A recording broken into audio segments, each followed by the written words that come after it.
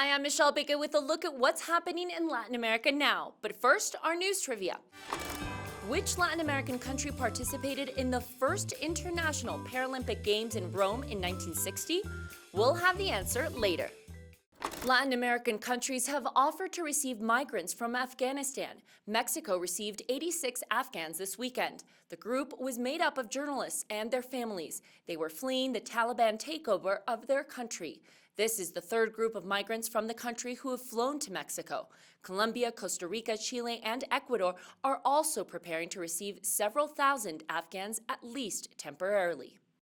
Two boats collided in Peru's Amazon this Sunday, leaving at least 11 dead. An unknown number of passengers are also missing. First responders rescued some 60 people. According to officials, the crash occurred at dawn on the Urubamba River in the Amazon rainforest. Survivors say entire families were traveling on one of the boats. They were on their way back from a religious ceremony. About 20 children were aboard the vessel. Rescuers continue to try to help families in the western Venezuelan state of Mérida. 1,200 houses were destroyed after heavy rains caused mudslides and flooding in two municipalities. The latest death toll has risen to 20 people. There are also 17 missing. Now let's check in with my colleague Dan Collyns, who will share with us Ecuador's advancing vaccination efforts. Michelle, a little more than 100 days into office and Ecuador's president, Guillermo Lasso, has one of the highest approval ratings of any leader in the region. Why? A massive vaccination campaign, which has inoculated some 9 million Ecuadorians against COVID-19, more than half the population of 17.7 million. Over the course of just 2 months, the share of Ecuadorians fully vaccinated against the virus has jumped from 7 to 40%. One poll at the beginning of August showed Lasso had 73.5% approval rating. That despite getting less than 20% of valid votes in the first round election in February. His party also holds just a fraction of the seats in Ecuador's assembly. But he set out the vaccination goal at his inauguration, calling it not just a health problem, but an economic one. Since then, some 18 million doses have been administered.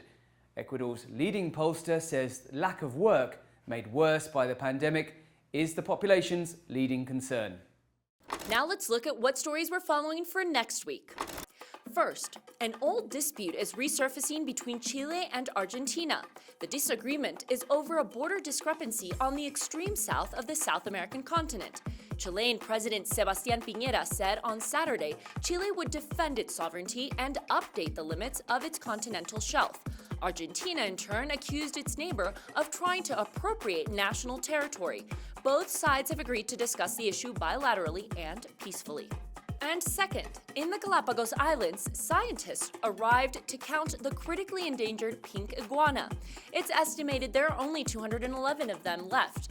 30 scientific experts and park rangers planned an expedition to Isabela Island to study the pink iguanas, which were first discovered in 1986 and are a different species than the other iguanas in the Galapagos.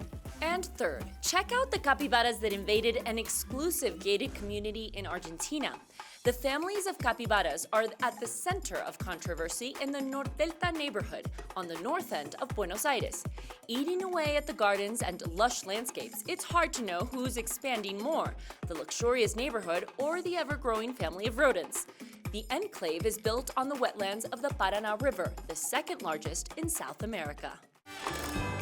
And now the answer to the news trivia. The answer was C, Argentina. In 1960, only 17 countries participated on the first Paralympic Games in Rome. That compares to 163 nations competing today in Tokyo. Argentina scored 6 medals, including 2 golds. They also finished 10th in the medal count. 5 athletes were sent to the Games from Argentina. All were swimmers. And that's it for this week. We'll see you again soon on Latin America Now.